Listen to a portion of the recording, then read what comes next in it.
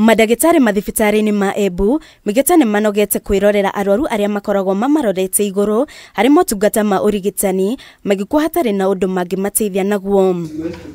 Kũringana na mandagitari maya, arwaru makoretwo magikuo mathibitarĩ-inĩ nĩ wagi wa macini na dawa cia urigitani thengia wa gũkorwo kũrĩ na mandagitari mangĩ matangĩkĩra ĩndĩ moko mao nĩ mohe amu gũtirĩ na ũndũ mangĩka matarĩ na macini na dawa cia gũtangĩkĩra arwaru. We are here today to give a notice.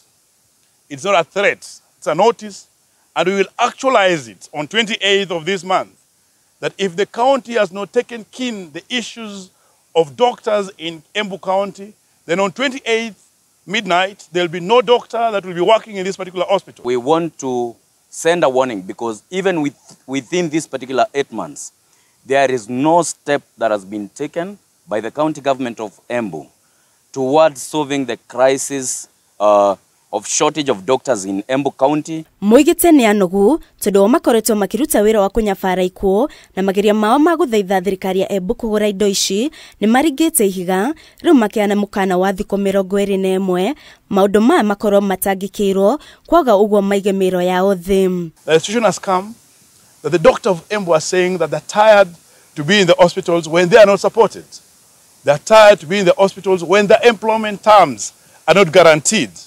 They're put on arbitrary contracts that they do not know the times are going to expire. Matogorete ni mwandiki munene wa kiama kia Mandagitari KMPDU, Ndagitari Davji Atera, mugete thirikari ya Embu nĩ ĩremetwo kũgũrĩra mandagitari indo cia ũrigitani nĩguo kũmateithia kũheana motungata mao kũrĩ mũingĩ, ũndũ ũrĩa ũritũhĩte mwĩrutĩre ya wĩra. We are demanding that these doctors be supplied with equipments, with the drugs, with all those things that will make sure that they offer their services efficiently. Rĩu arigitani aya nĩ morĩte aikari a Embu gwetha motungata mathibitarĩ-inĩ ma kaunti iria mariganĩtie makiuga thibitarĩ cia thirikari ya Embu matirĩ na motungata maraheana.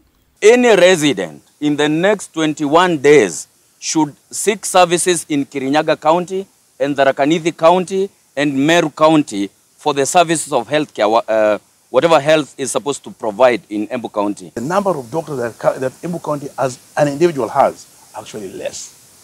The county has to employ more. And if you look at the neighboring Tharaka Nithi, that has a population of about 400,000, I think, and they have about 26 doctors in service. The ratio of doctor to patient there is 1:35. Mugete maũndũ maya maga gũkorwo mahingĩtio hĩndĩ-inĩ rĩa thikũ 20 iria maheanĩte hatirĩ na ũndũ ũngĩtiga o kũgoma. So we are telling the governor, if this issue is not sorted out in the next 21 days, there shall be a massive strike of healthcare workers, not just doctors, in Embu County. Gerifotera Kameme TV, zitago werumo wa Kimani.